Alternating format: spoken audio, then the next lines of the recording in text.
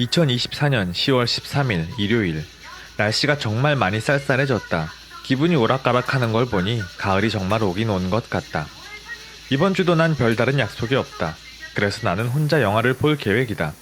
왜냐하면 난 혼자 영화 보는 걸 정말 좋아하니까. 사실 지금과 달리 예전엔 친구들과 심야 영화 보러 가는 걸 굉장히 좋아했었다. 하지만 요즘에 드는 생각은 영화는 아무 생각 없이 보고 싶을 때 혼자 즉흥적으로 보는 게 최고인 것 같다는 것이다. 아무튼 나는 이번 주는 집에서 혼자 사랑에 관한 영화를 볼 계획이다. 넷플릭스에서 사랑에 관한 영화를 검색하니 수많은 사랑 영화가 나온다. 수많은 영화 속에서 포스터만 보고 좋은 영화를 고르는 일은 나에겐 늘 어렵다. 사람을 볼 때 겉모습만 보고 좋은 사람인지 아닌지 알 수 없는 것처럼 말이다. 아무튼 사랑은 하고 싶지만 막상 사랑하기가 귀찮을 때는 난 사랑 영화를 시청하는 것만큼 탁월한 선택은 없다고 생각한다. 사랑 영화를 보다 보니 나의 지나간 사랑이 떠올랐다. 오래되어서 기억은 잘 안 나지만 나도 분명히 뜨겁게 사랑했던 적이 있었다. 이 이야기는 내가 인생에서 손꼽는 낭만적이었던 순간 중 하나인데 그 당시 나는 30대 초반이었던 것으로 기억한다. 기억 속에 나는 내가 좋아하던 사람과 데이트를 끝내고 혼자 집을 향해 걷고 있었는데 그날의 나는 나와 데이트했던 나의 이상형이었던 그 사람이 날 좋아한다는 걸 확인한 날이라 집에 가는 길에 굉장히 들떠 있었던 기억이 난다. 늘 지나던 밤거리가 갑자기 너무 예뻐 보이고 공기마저 낭만적이었던 그날. 정말 거짓말이 아니라 온 세상이 꿈처럼 슬로우 모션으로 보였었는데 안구건조증과 술기운 때문에 세상이 꿈처럼 아름다워 보였던 건지 아니면 정말 사랑의 힘이었는지는 사실 지금도 잘 모르겠다. 어쨌든 난 그날 혼자 사랑에 푹 빠진 채로 밤하늘을 보며 기쁜 마음을 숨기지 못하고 바보같이 실실 웃으며 밤거리를 걸었었는데 물론 그 환상은 오래가지 않았고 그 사람과는 한 달도 안 돼서 싸우고 끝이 났었다.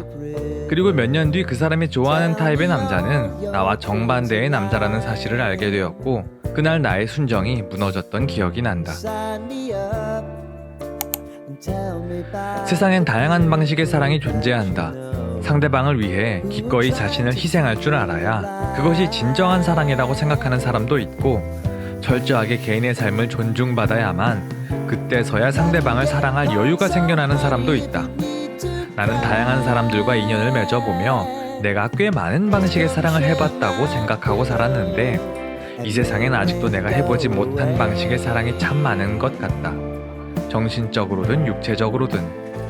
그리고 이런 다양한 방식의 사랑이 존재하는 이 세상에서 일부의 사람들은 자신의 사랑 방식만이 옳다며 찬반 토론을 펼치기도 하는데 나는 사랑의 방식에 옳고 그름은 없다고 생각한다. 왜냐하면 사랑하는 방식은 단지 각자의 취향일 뿐이니까. 나는 그냥 모든 사람이 다들 자신과 사랑에 대한 가치관이 맞는 사람을 찾아서 단순하게 사랑하며 살았으면 좋겠다. 누군가에게 자신의 사랑 방식을 강요하고 자신과 다른 사랑 방식을 혐오하며 살기엔 인생은 너무나 짧지 않나 싶다.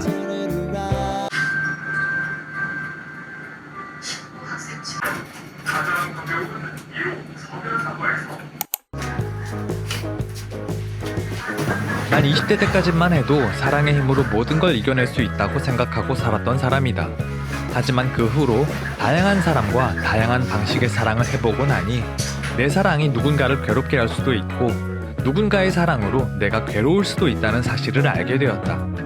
그리고 그 과정에서 내가 배운 게 하나 있는데 내가 사랑의 힘으로 변화시킬 수 있는 대상은 상대방과 나 둘이 아닌 오직 나여야만 한다는 것이다. 내 입맛에 맞게 상대방을 변화시키려 하는 순간 그 관계는 늘 끝이 나는 것 같다.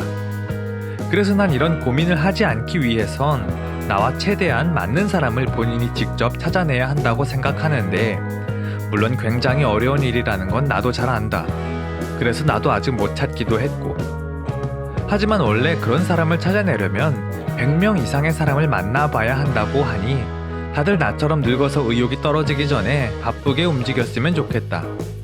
왜냐하면 어디에선가 당신의 그 사람이 당신을 찾기 위해 지금 99번째 사람을 만나고 있을 수도 있으니까. 그 사람을 눈앞에서 다른 사람에게 빼앗기는 일은 없도록 해야 하지 않을까 싶다. 오늘의 영상은 여기까지. 오늘도 끝까지 시청해주셔서 감사합니다.